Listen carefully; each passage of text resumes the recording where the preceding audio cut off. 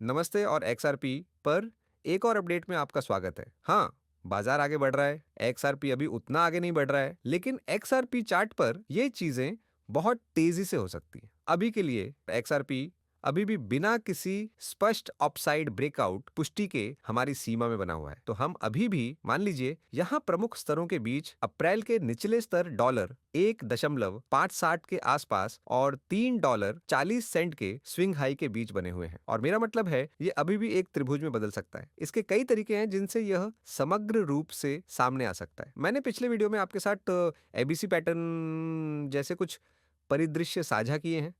और अगर हम $1.21 से नीचे टूटते हैं तो पहले अप्रैल के निचले स्तर से नीचे और फिर $1.21 से नीचे, जो कि 50% रिट्रेसमेंट है, हम एक बड़ी लहर से भी निपट सकते हैं।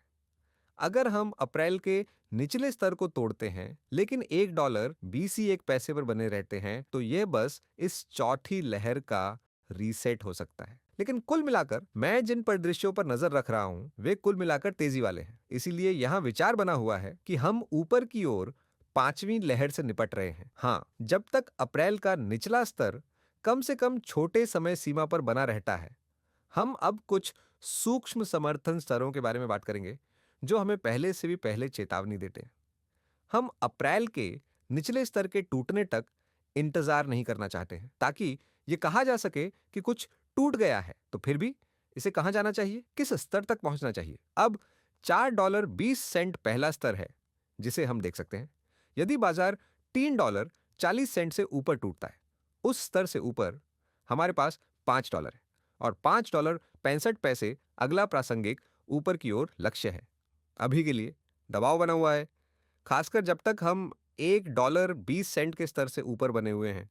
अब हम एक XRP शॉर्ट टर्म चार्ट पर भी नजर डालते हैं क्योंकि आप में से बहुत से लोग इसमें रुचि रखते हैं। और वर्तमान में मैं यहां जिस पर नजर रख रहा हूं, मैं सीधे जूम इन करने जा रहा हूं। यदि आपने पिछले वीडियो देखे हैं तो आपको समग्र संदर्भ पता है। हम समर्थन पर नजर रख रहे हैं, ठीक है। माइक्रो प्रतिरोध क्षेत्र में एक माइक्रो समर्थन क्षेत्र है और आप इसे वास्तव में एक सीमा के रूप में देख सकते हैं। मेरा मतलब है कि हमारे पास $2.15 और $2.31 के बीच माइक्रो समर्थन है और हमारे पास $2.48 और $2.61 के बीच माइक्रो प्रतिरोध है। बाजार अभी समर्थन और प्रतिरोध के बीच घूम रहा है बिना किसी स्पष्ट सबूत के कि कोई अपसाइड ब्रेकआउट या कुछ भी है ना। यदि सेक्टर में अपसाइड दबाव जारी रहता है तो XRP सीधे ऊपर की ओर जा सकता है। $2 से ऊपर के ब्रेक में 88.60 रिट्रेसमेंट को पहले ब्रेकआउट प्रयास के रूप में देखा जा सकता है। फिलहाल अल्पावधि प्रवृत्ति ऊपर की ओर जाती दिख रही है, खास तौर पर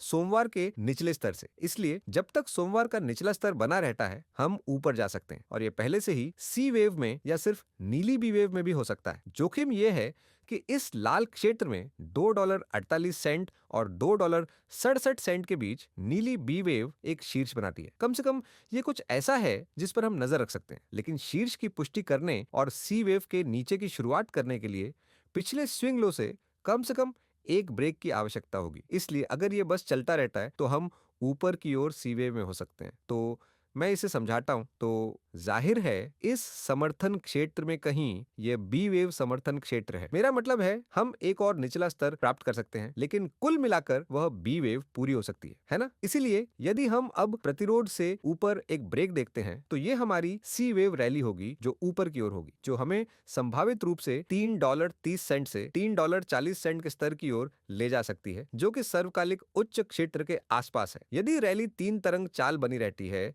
और हम अस्वीकृत हो जाते हैं तो यहां $2.31 से नीचे और फिर $2.28 से नीचे ब्रेक करें। हाँ, यह संभावना है कि नीली तरंग बी ने एक शीर्ष बनाया है और हम नीले रंग में नीचे जा रहे हैं। तरंग सी डॉलर एक $1.69 से $2.06 क्षेत्र को लक्षित कर रही है। इसीलिए अभी के लिए अल्पकालिक गति ऊपर है और संभावित प्रतिक्रियाओं के लिए इन 4 फिबोनाची स्तरों पर नजर रखने की आवश्यकता है। लेकिन ध्यान रखें, दोनों ही परिदृश्य तेजी के हैं। ऐसा कोई संकेत नहीं है कि कोई और बड़ा शिखर बन गया है। ये XRP पर अपडेट है। मुझे उम्मीद है कि आपको अपडेट पसंद आया होगा। अगर आपको पसंद आया है तो कृपया लाइक बटन दबाएं, कमेंट और सब्सक्राइब करें, और अगर आपको वास्तव में सामग्री पसंद आई है तो कृपया चैनल सदस्यता देखें। बहुत बहुत धन्यवाद। अलविदा।